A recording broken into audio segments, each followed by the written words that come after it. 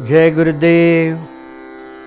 आज भवन के बारे में कुछ विशेष बातें हम कहेंगे। तो एक ज्ञान सूत्र इस प्रकार है, गतिस्त्वं गतिस्त्वं त्वमेका भवानी। जीवन में सर्वाधिक महत्व गति को है और गति यह संज्ञा ऊर्जा से जुड़ी हुई है। ऊर्जा वास्तुशास्त्र का पंचम स्तंभ माना गया है। जैसे कि आप जानते हैं, ग्रह, तत्व, देवता, दिशा और ऊर्जा। तो इसमें ऊर्जा जो है वो वास्तुशास्त्र का पंचम स्तंभ है। जब भी हम जीवनदायी ऊर्जा की बात करते हैं तब उत्तर, ईशान्य और पूर्व दिशा का संदर्भ स्पष्ट करना पड़ता है। उत्तर, ईशान्य और पूर्व दिशाओं में किसी भी प्रकार की बाधा न होने से ऊर्जा का प्रवाह भवन में गति स्वरूप होता है। जो ऊर्जा महामंडलाकार तरीके से प्रकट होती है, उस ऊर्जा को ये गति माध्यम प्राप्त होता है। और जब इस गति से व्यक्ति जुड़ जाता है तब उसको साक्षात भवानी का दर्शन होता है। और भवानी का एक दूसरा अर्थ है प्रकृति।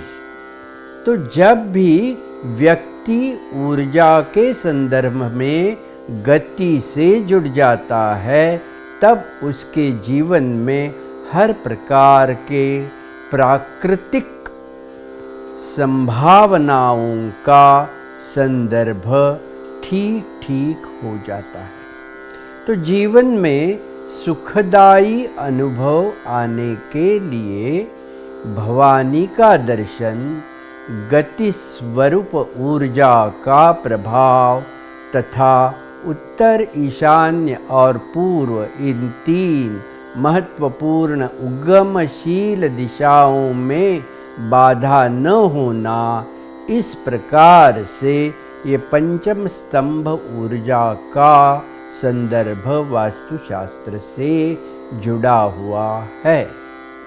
तो जिस भवन में उत्तर, ईशान्य और पूर्व दिशाओं में कोई बाधा नहीं रहती, तब उस भवन में, उस आकार प्रकार में व्यक्ति को आनंद, सुख और शांति का अनुभव होता है।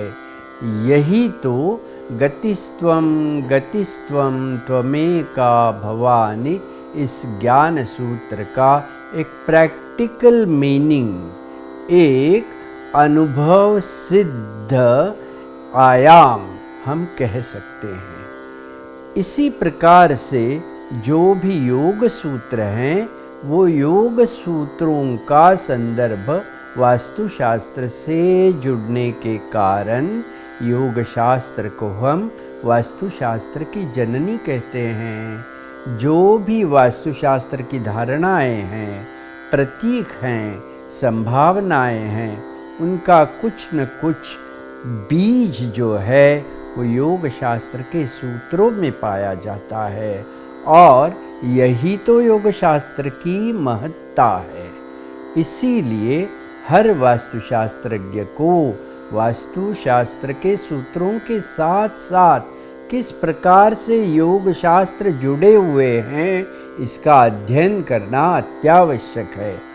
और जो इस प्रकार से अध्ययन करेगा उसके जीवन में ये वास्तुशास्त्र जो है वो खाली ईंट, मट्टी, भूमि, इस प्रकार से स्थूल संदर्भ से भी बहुत आगे की सोच निर्माण करेगा।